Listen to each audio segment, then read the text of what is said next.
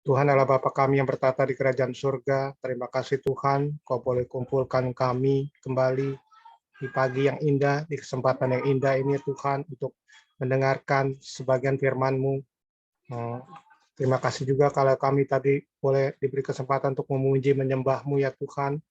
Biarlah sebentar kami akan duduk diam untuk mendengarkan firman-Mu ya Tuhan. Kiranya Kau urapi kami semua, baik kami yang mendengarkan maupun hamba-Mu ya Tuhan, yang akan menyampaikan firman ya Tuhan, hamba-Mu yang bukan siapa-siapa ini, sehingga menjadi saluran berkat-Mu, sehingga kami diberkati melihat pemberitaan firman di kesempatan ibadah siang ini ya Tuhan.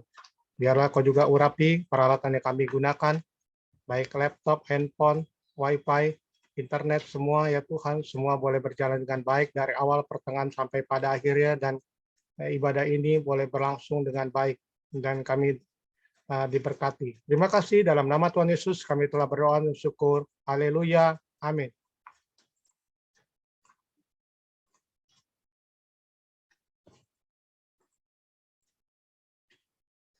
Shalom.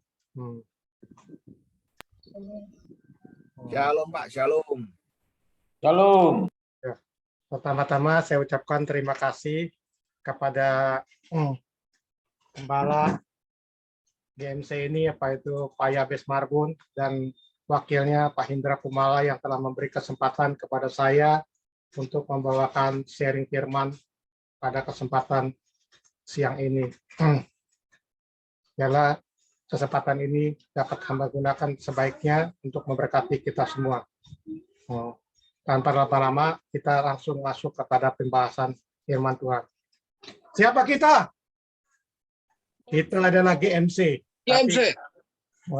Kita semua adalah GMC. Tapi kalau Pak Andi Bukit, kalau saya bilangin, siapa GMC. kita?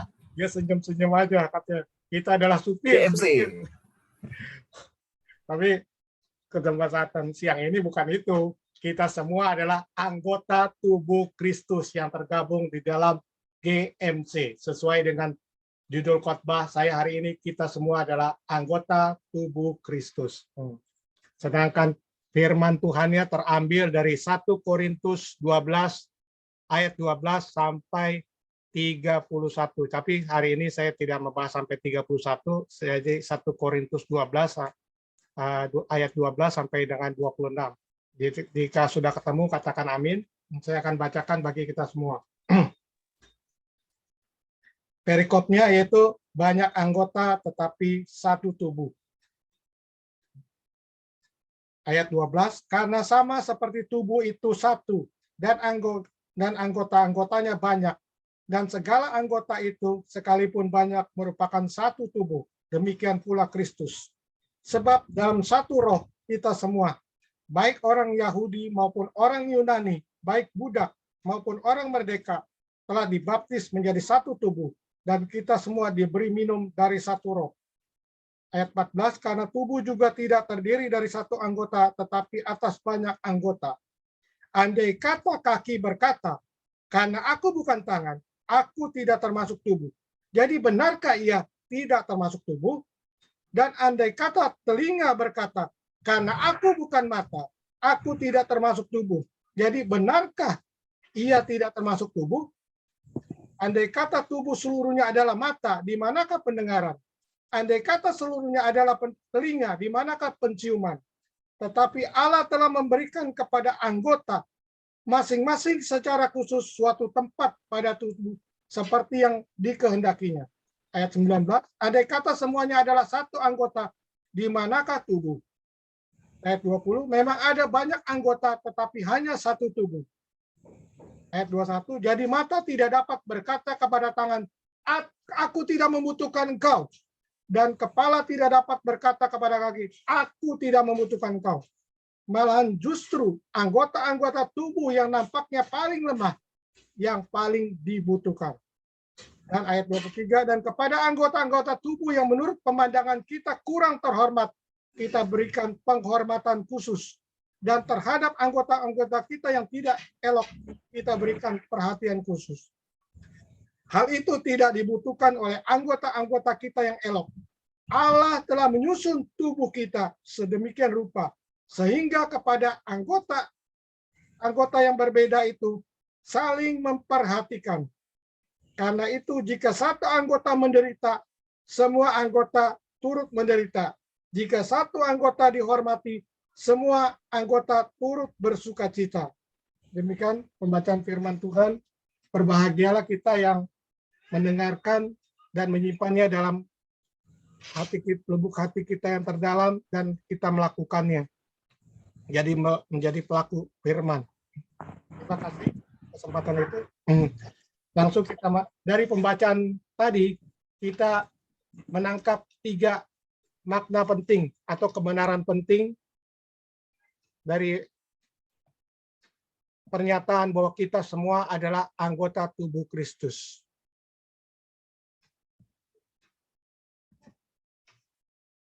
Jadi ada 3 kebenaran yang terkait dalam pernyataan bahwa kita semua adalah anggota tubuh Kristus. Yaitu satu, kita semua adalah satu tubuh. Contohnya kita di GMC ini, kita satu tubuh.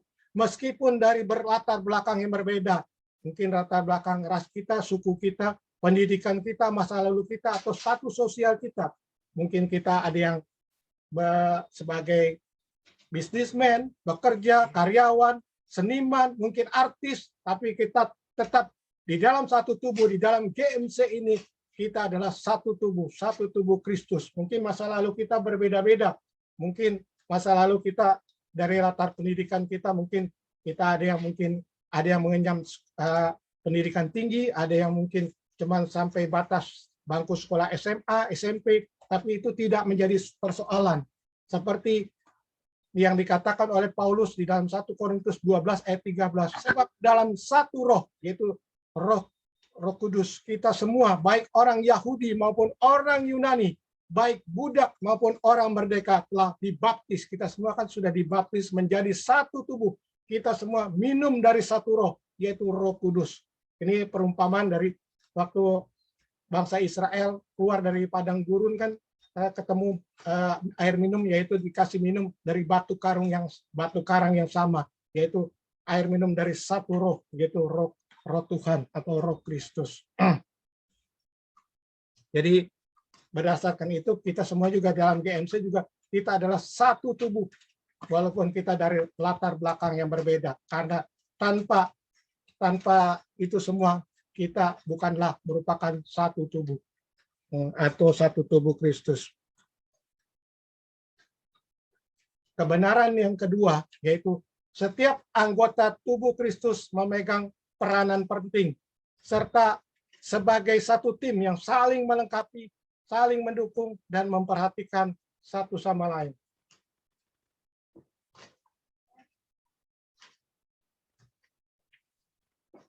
Oh ya, ini bukannya saya lagi ngelihat jam, tapi emang ini ilustrasi ada hubungannya dengan jam. Jadi suatu ketika ada seorang anak gadis baru pulang dari sekolahnya dengan nangis begitu menyayat hati. Dia menangis melaporkan kepada ibunya. Ibu, katanya, sungguh malang nasibku hari ini, katanya. Ibunya heran, kenapa kok anaknya ini, apakah terjadi sesuatu yang tidak diinginkan pada anaknya? Atau mungkin ada seseorang yang menyakiti atau mungkin mencederai atau melukai dia sampai dibilang sungguh malang hari ini, katanya. Memang ada apa anakku? Sini bicara pelan-pelan. Kalau kamu ngomongnya terlalu tergesa-gesa begitu, Pak, Ibu tidak mengerti akan duduk persoalan sebenarnya, katanya. Baiklah Ibu, katanya begini, kakak sekolah minggu berlaku tidak adil padaku, katanya. Kenapa? Masa aku dikasih peran yang kurang penting di dalam drama Natal nanti yang akan dilangsungkan nanti di bulan Desember. Kan kita dipilih dulu, sekalian nanti ditentukan perannya masing-masing. Masa aku dikasih peran yang tidak begitu penting, katanya.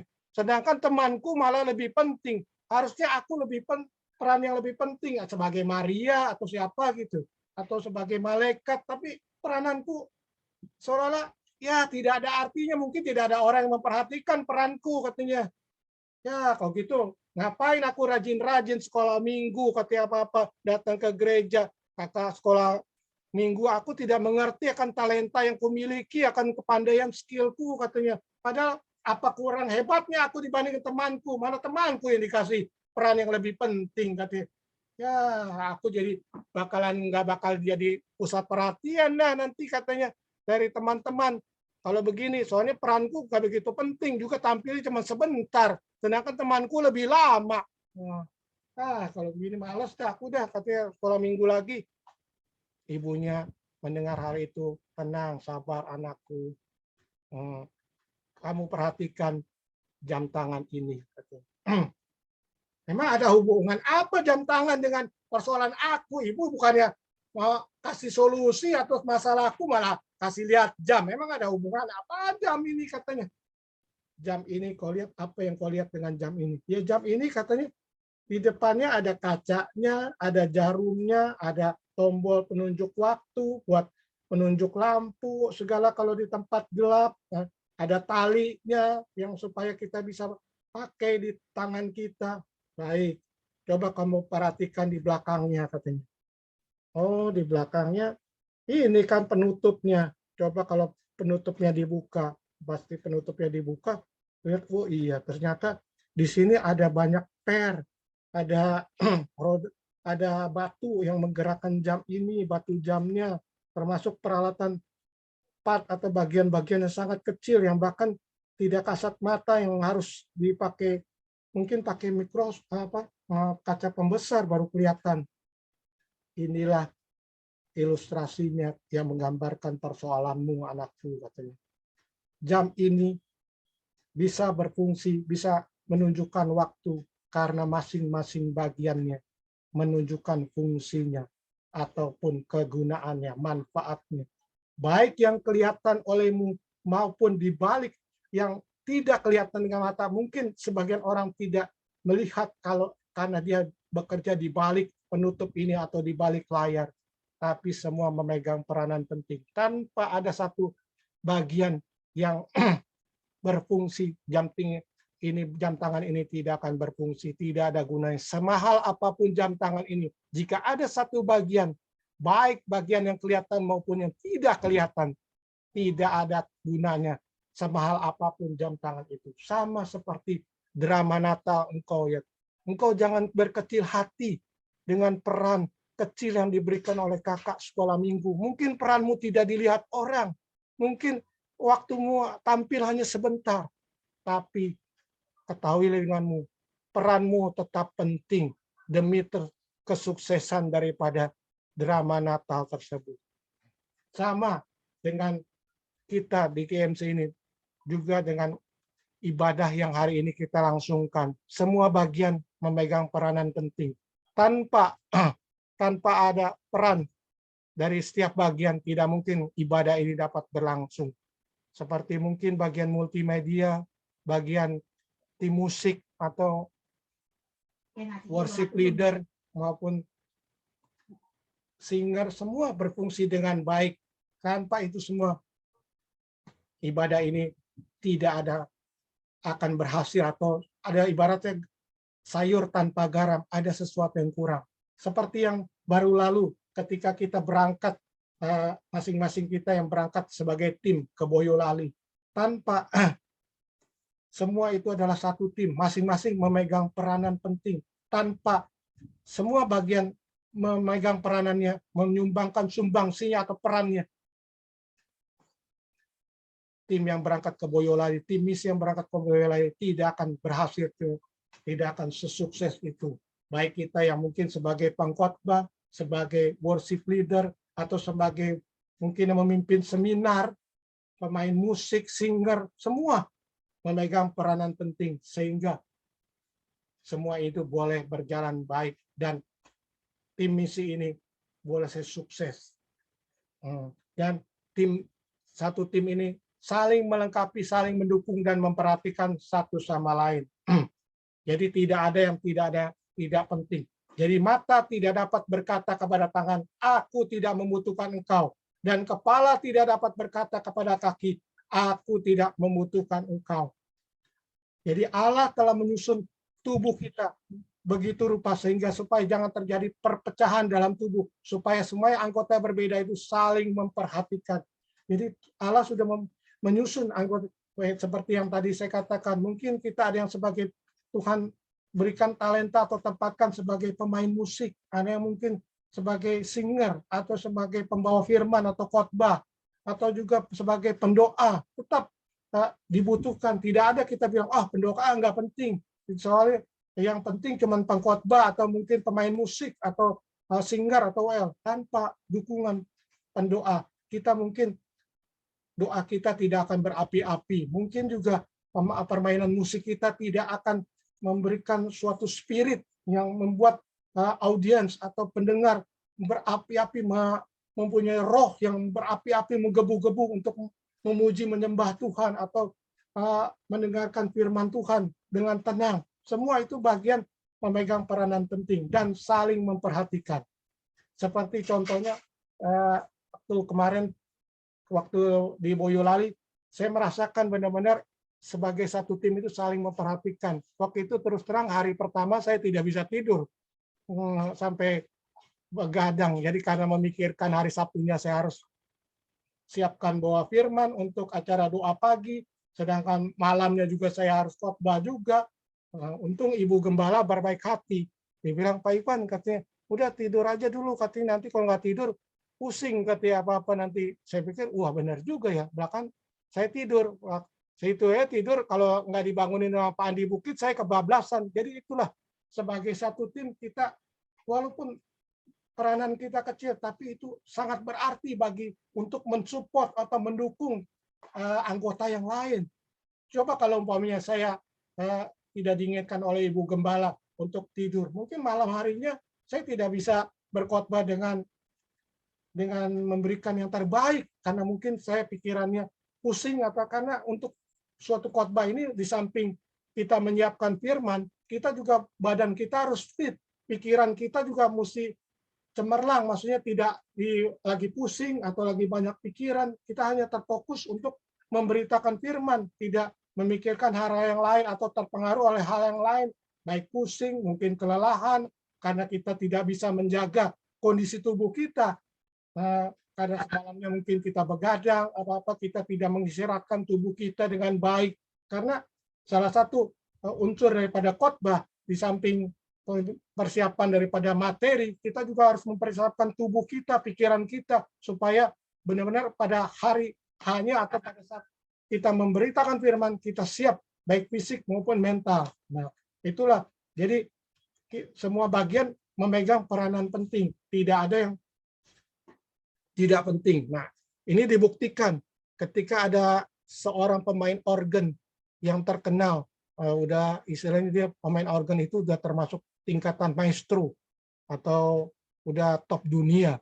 Suatu kali dia tampil di acara konser gereja Presbyterian. Dia waktu itu masih menggunakan, kalau kita kan sekarang pakai keyboard, kalau dia pakai organ yang kuno, yang masih yang pakai piano, yang pakai tombol-tombol notes gitu. Dan untuk mengeluarkan suaranya ada puputan yang harus difungsikan oleh seorang anak kecil, anak sekolah minggu yang di situ yang diminta bantuannya. Jadi pada saat dia main organ, wah benar-benar pada saat dia main organ, benar-benar iramanya benar-benar kayak irama surga, benar-benar surgawi, benar-benar audiens benar-benar terpukau dan bahkan banyak memberikan aplaus, tepuk tangan, memuji penampilan daripada pemain organ top dunia itu, sampai sehingga akhirnya terus terang ini penampilan ini dibikin dalam 2 sesi konser ini karena waktunya cukup lama, udah itu juga banyak lagu-lagu yang akan dimainkan oleh pemain organ ini, lagu-lagu himne atau lagu-lagu pujian gereja yang dilantunkan. Jadi dibagi dalam 2 sesi. Sesi pertama terlewati dengan sukses. Dia akhirnya sebelum masuk masa istirahat, dia menundukkan kepala, dia merasa bangga karena wah ternyata penampilannya direspon dengan baik, bahkan dengan tepuk tangan, standing ovation, atau banyak penonton yang berdiri untuk memberikan aplaus, memberikan pertanda bahwa penampilannya benar-benar luar biasa. Pada saat dia mau keluar untuk istirahat dia lewat ke belakang layar. Ada anak sekolah minggu yang membantu dia sebenarnya, tidak tampil, tidak kelihatan oleh penonton. Dia yang meniup memungsikan puputan sehingga supaya lagu suara dari organ itu bisa berkeluar. Kalau enggak, organ itu nggak bisa keluar suaranya apa-apa. Akhirnya kan dibilang, nah, anak kecil itu dengan itu merasa, wah saya juga sebenarnya punya andil dalam keberhasilan ini. Walaupun saya di belakang layar. Makanya dia tanya sama pemain organ itu, Pak, ini dong, kita bangga dong dengan keberhasilan kita. Pemain organ itu dengan sombongnya, keberhasilan kita. Keberhasilan saya, kamu macam di belakang layar. Saya yang main organ katanya, saya yang tampil di depan penonton. Coba kalau saya nggak tampil di depan penonton, mana mungkin penonton memberikan aplaus, memberikan tepuk tangan, standing ovation. Itu karena penampilan saya, kehebatan saya dalam memainkan organ. Kalau kamu kan cuman di belakang layar, cuman ya memfungsikan organ ini. Oh begitu ya Pak katanya. Nah, masuk sesi kedua sesudah istirahat, anak kecil itu, anak sekolah minggu itu dengan iseng dia mau ngerjain pemain organ itu. Makanya dia sengaja diam aja pada saat pemain organ lagi mau main nekan tombol-tombol atau tuts-tuts dan not piano itu. Oh, toto kok nggak keluar suara. Waduh, dia kaget nih. Keluar keringat dingin. Kenapa ya? Wah, dia baru ingat, oh iya benar. Kalau nggak ada anak sekolah minggu yang membantu dia di belakang layar untuk itu, organ ini nggak bisa keluar bunyinya. Walaupun sehebat apapun dia, sehebat walaupun dia seorang maestro kelas dunia, tapi tanpa kehadiran anak sekolah minggu yang membantu dia, walaupun di belakang layar, organ itu tidak akan berfungsi. Akhirnya dia anak kecil itu bilang, Pak, ya Tuhan, apakah benar keberhasilan ini baik kita? Dia bilang, iya benar katanya. Makanya sebelum dia memainkan konsernya, penampilan kedua dari konsernya hari itu, dia berdiri dulu ke hadapan penonton. Maaf penonton, perlu saya utarakan. Kalau tadi mungkin saya lupa mengutarakan sesuatu yang sangat penting. Penampilan konser saya hari ini bisa sukses, bahkan bisa memukau Anda sekalian, sehingga Anda sekalian tanpa dikomando mau memberikan applause, standing ovation kepada saya.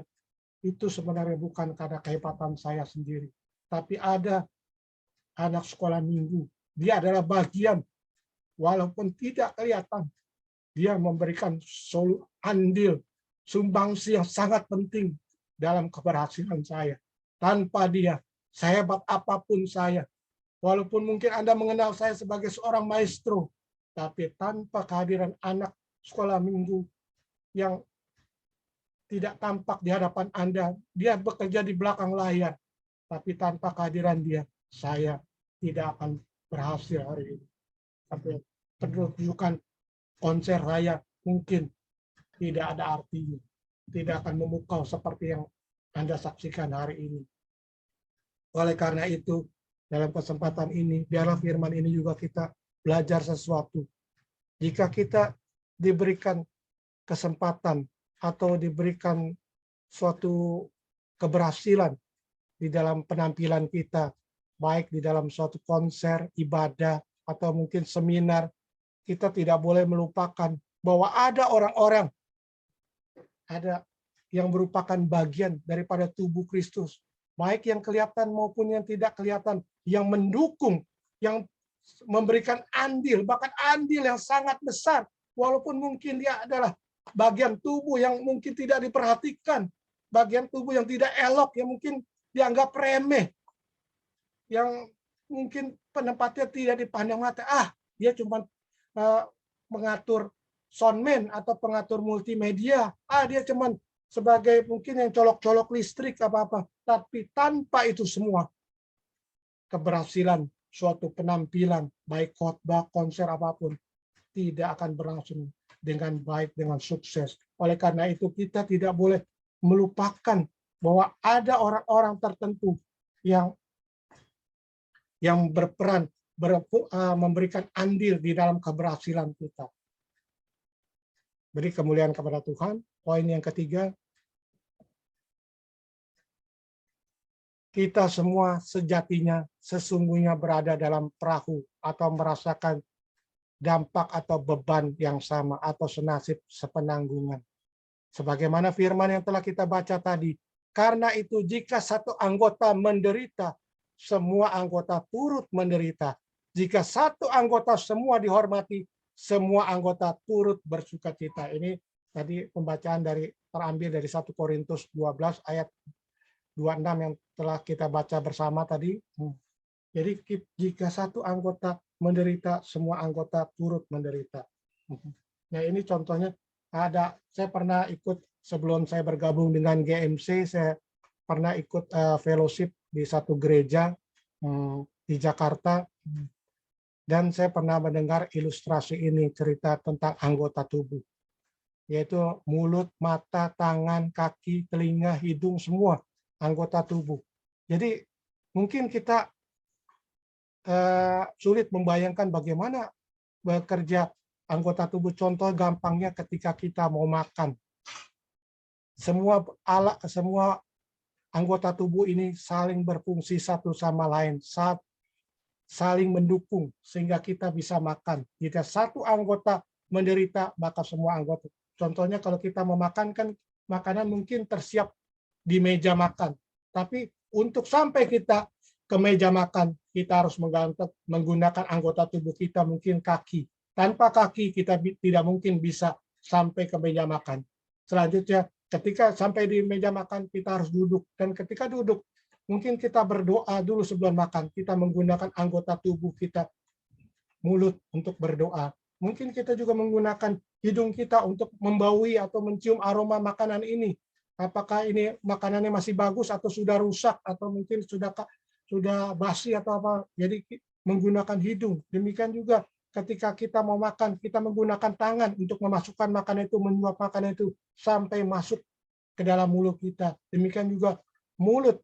Tanpa mulut, makanan itu tidak mungkin masuk dan diproses ke dalam lambung kita untuk membuat tubuh kita sehat, kuat, memberikan asupan yang berharga buat perkembangan tubuh kita hari ke hari.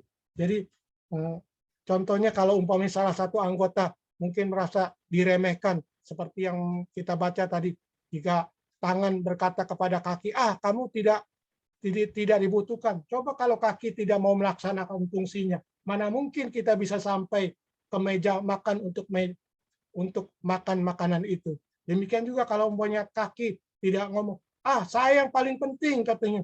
Tanpa saya, kamu tidak mungkin bisa sampai ke meja makan untuk menyatakan kata tangan. Kalau tanpa ada saya, tidak mungkin kamu bisa memasukkan makanan ke dalam mulut kamu untuk diproses.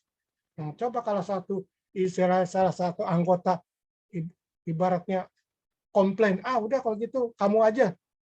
Akhirnya tubuh kita yang melemas.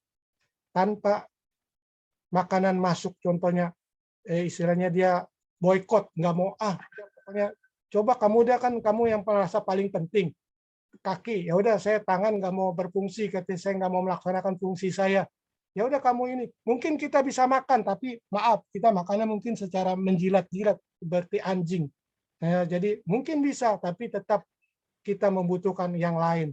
Mulut juga, kalau kaki berkata kepada dan tangan berkata kepada mulut, kamu tidak penting, aku tidak membutuhkan kau.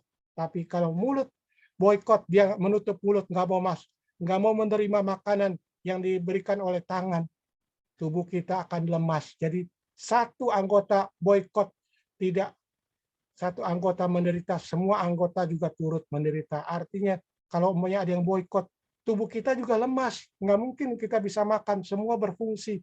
Baik mata juga berfungsi. Coba kalau mata kita tertutup atau di tempat gelap, atau kita yang tunanetra, kita tidak bisa, mungkin jalannya juga agak susah, mungkin makannya juga salah masuk ke hidung atau. Jadi ibaratnya semua menjalankan fungsinya masing-masing dan semua memegang peran penting. Juga tanpa peran itu, satu yang lain juga ikut menderita. Nah, jika satu anggota semua dihormati, semua juga anggota turut bersukacita. Nah, ini ada ilustrasi juga dari seorang tokoh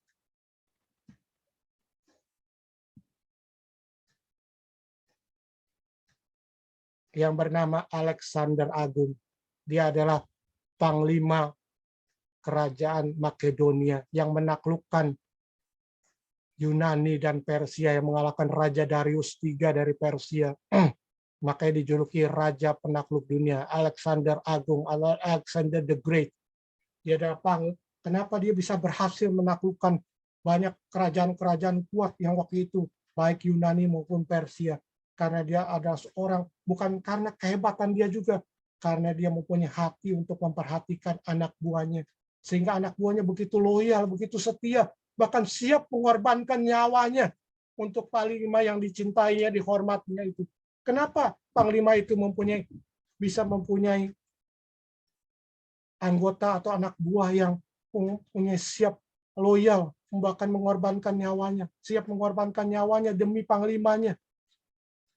Inilah ceritanya. Ketika mereka berhasil menaklukkan Yunani, mereka juga Alexander Agung ini orangnya haus akan kekuasaan. Dia tidak puas dengan pencapaiannya. Dia ingin menaklukkan Persia yang waktu itu sangat kuat, yang ketika itu di zaman itu dipimpin oleh Raja Darius III. Makanya untuk menaklukkan Persia mereka harus melewati padang gurun yang luas. Kita tahu padang gurun itu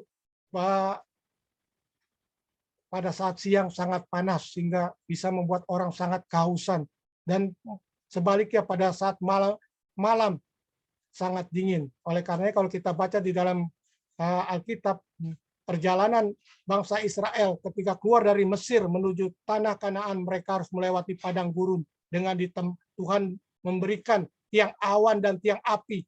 Gunanya supaya apa? Tiang awan supaya mereka tidak kepanasan, tiang api ketika mereka gelap ada tiang api yang supaya mereka juga tidak kedinginan, ada tiang api yang Tuhan berikan untuk menyertai perjalanan mereka melewati padang gurun.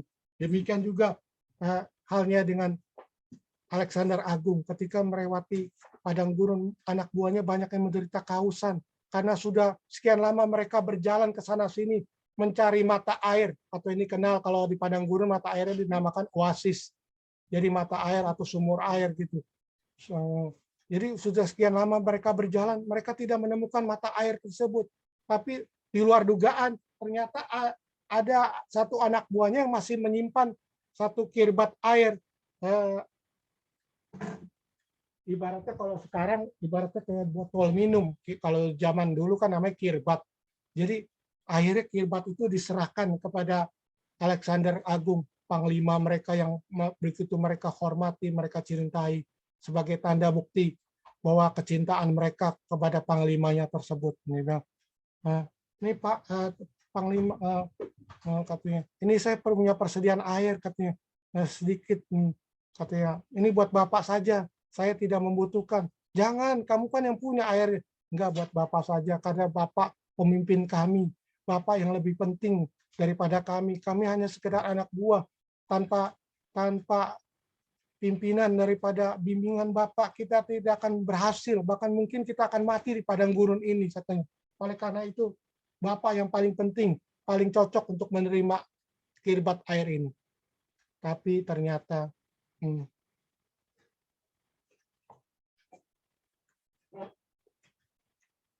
ternyata Alexander Agung melakukan suatu tindakan yang di luar dugaan, yang mengejutkan. Tapi itulah yang membuat anak buahnya begitu setia, begitu loyal. Lihat, dia buka kirbat air itu, langsung dia tuang airnya. Dia buang airnya di padang gurun itu. Anak buahnya kaget, hah? Kenapa dibuang? Dalam hati mereka, aduh, itu padahal tinggal persediaan kita air satu-satunya. Padahal kalau kita tahu, air di padang gurun itu harganya mungkin lebih mahal daripada emas. Karena tanpa air orang bisa mati kehausan. Mungkin orang bisa kuat puasa tidak makan, tapi kalau tidak minum orang bisa mati dalam waktu yang singkat. karena itu dia heran kenapa apa terusnya orang yang memberikan air minum kepada Alexander Agung merasa waduh apa ada sesuatu kesalahan yang aku perbuat kenapa malah pimpinan yang aku kisi malah dibuang airnya apa dia tidak sedang marah kepadaku makanya airnya dibuang malah tidak menghargai airku. Alexander Agung orangnya pegah. Dia berkata, "Hai para anak buahku yang setia," katanya. "Aku berterima kasih untuk perhatian dan kebaikan kamu kepadaku. Tapi air yang tadi kubuang itu sangat sedikit, tidak cukup untuk kita semua," katanya. Jadi makanya aku membuangnya. Bukan artinya aku tidak menghargai akan perhatian kebaikan kalian. Tapi kita telah menjalani pertempuran demi pertempuran secara bersama-sama. Apa yang menjadi kemenanganku adalah kemenangan kalian. Apa yang menjadi keberhasilanku adalah juga keberhasilan kalian. Semua itu berkat support atau andil kepada kalian semua. Jadi tidak sepatutnya, tidak selayaknya aku meminum sendiri air yang kalian berikan kepadaku. Jadi kita ada dalam perahu yang sama, kita senasib sepenanggungan. Jadi kalau kita ada penderitaan, kita tanggung bersama. Kita tanggung bersama untuk melewati kesulitan ini. Kalaupun kita harus mati, kita mati bersama. Kita berhasil bersama. Mendengar itu perkataan atau pernyataan daripada Alexander Agung itu, tanpa terasa air mata menetes di para anak buahnya. Mereka begitu terharu mendengar pernyataan dan tindakan daripada Alexander Agung. Padahal kalau Alexander mau, anak buahnya tidak akan menyalahkan jika dia meminum air tersebut. Tapi dia merupakan seorang pemimpin yang benar-benar menunjukkan bahwa dia sangat perhatian pada, tidak heran anak buahnya begitu loyal, begitu setia, bahkan siap mengorbankan nyawa karena panglimanya itu begitu memperhatikan mereka, begitu mau tidak mementingkan diri sendiri, tapi mementingkan kepentingan bersama.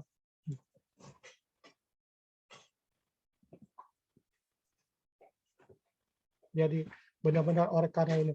Nah ini tadi yang mengenai Alexander Agung, dia adalah seorang raja dari Makedonia pada masa Yunani kuno yang hidup pada tahun 362 sampai 323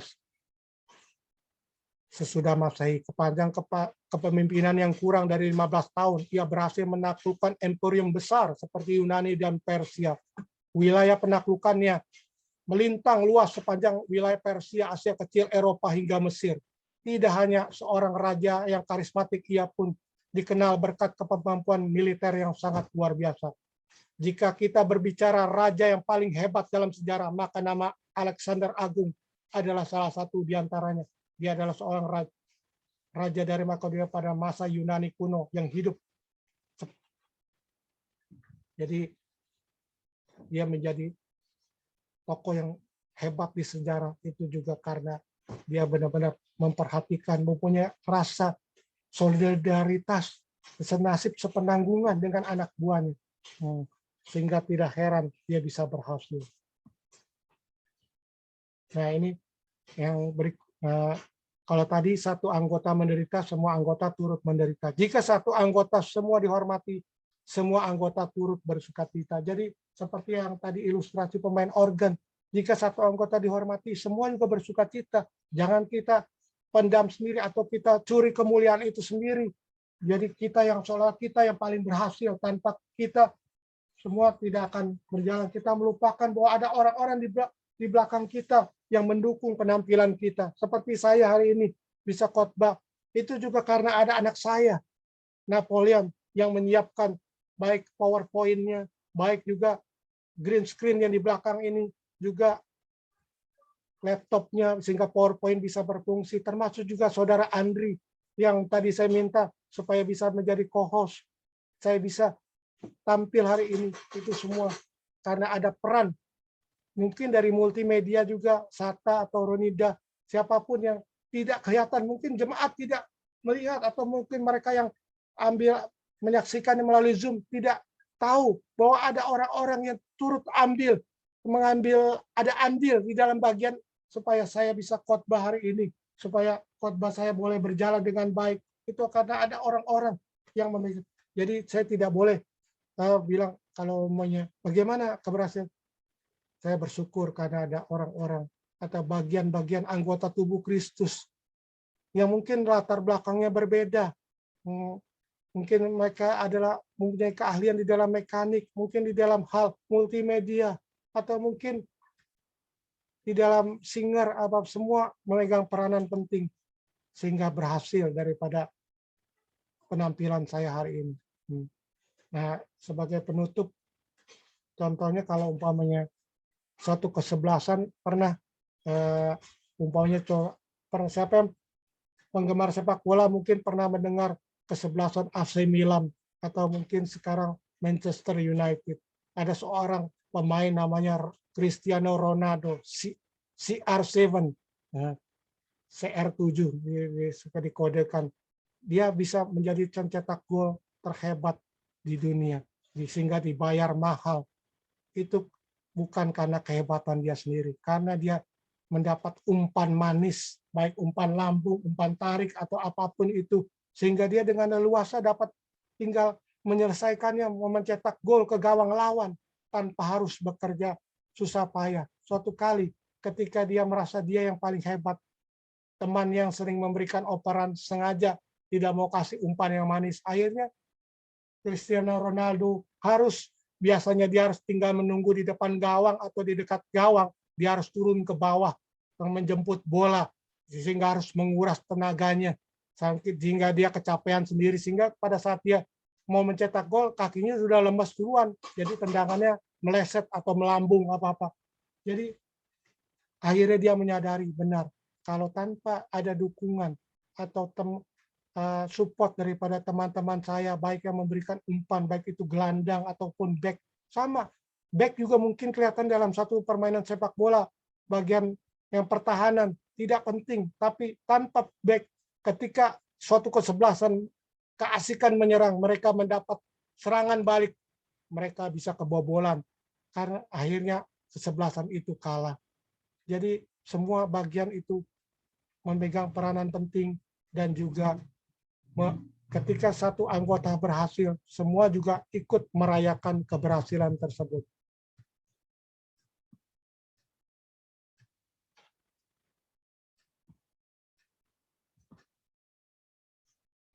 Seperti ini ilustrasinya. Ketika sebuah kesebelasan menjadi juara, semua pemain, baik pemain penyerang, back, gelandang, semua ikut merayakannya, ikut bersukacita. Tidak ada yang merasa dirinya tidak penting atau tidak memberikan andil. Mereka merayakan bersama, bersukacita bersama.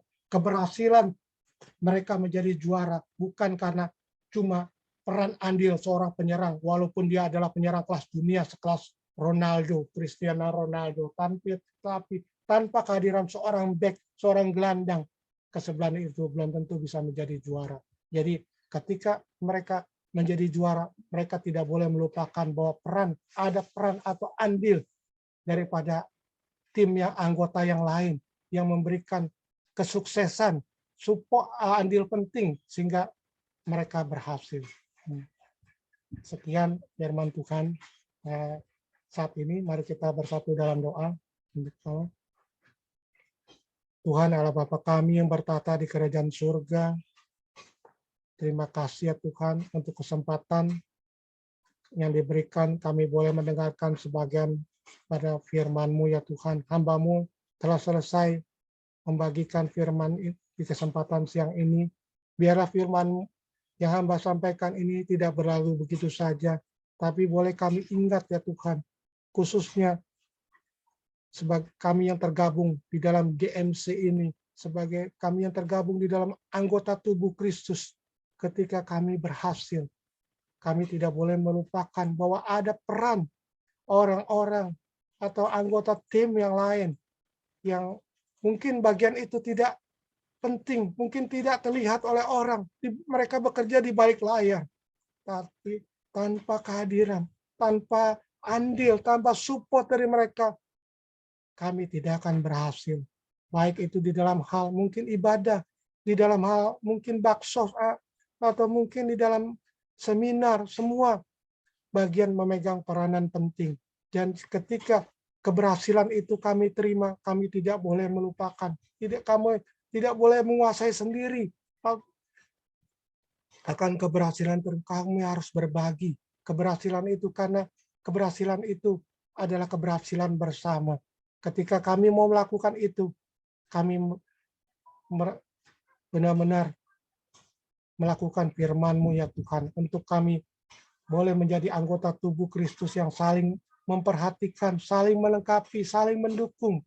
Dan juga walaupun kami mungkin dari latar belakang berbeda, tapi kami tetap memberikan andil. Mungkin kami mempunyai pendidikan kami tidak tinggi seperti yang lain, tapi ada talenta tertentu yang dapat mensupport daripada keberhasilan, mungkin sebagai pemain musik atau mungkin sebagai singer, bahkan termasuk yang pemain multimedia atau mungkin yang hanya bertugas mencolok-colok kabel, tapi tanpa itu semua tidak akan berhasil. Sebagai termasuk juga mungkin penyambut tamu atau kolektan, semua punya peran, punya andil di dalam keberhasilan suatu ibadah.